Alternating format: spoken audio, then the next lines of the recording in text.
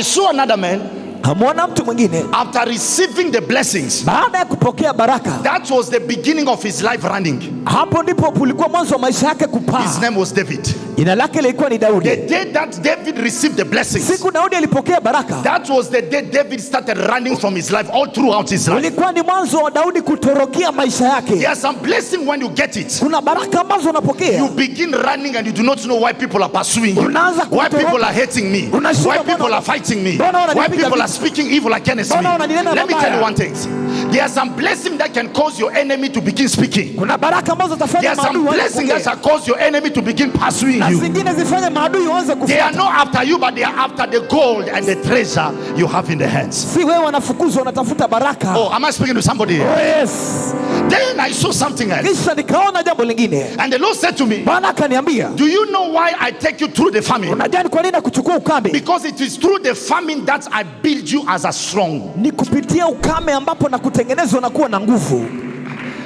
I take you in the name of Jesus, in the mind of Christ. I receive it. He said, through the famine, Kupitia ukame I will take you to the process nitakuchukua kwa njia, to build you your strength ni kujenga uwe na and nguvu, to bring the best out of you. nikaleta ile iliyo bora ndani yako.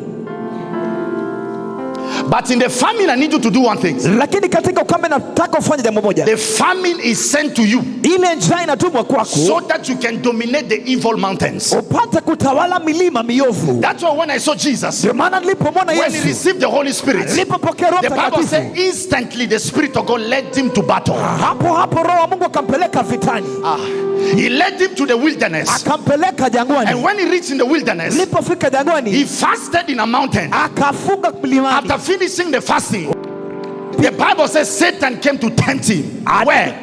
In the wilderness. Pale That nyikani. was the blessing that Jesus received. Hiyo ndio ilikuwa baraka Yesu And he was alipokea. pushed into famine. Akasukuma kwenda And the jangwani. famine was the temptation that he encountered. Na ile njaa ilikuwa ni And majaribu after the alipokea. wilderness, Baada ya the jangwani, Bible said the Spirit of God and the angels of God came and served Jesus. Roho wa Mungu na malaika wa Mungu wakaja Let kumhudumia me tell you Yesu. something. Hebu nikueleze They kitu. are divine angels of God. Malaika wa Mungu They are powerful angels of God. na malaika wa Mungu wenye They are nguvu only awaiting for you wanakungojea wewe to tu conquer your famine so that they can come and serve you. ili waje wakuhudumie. I receive.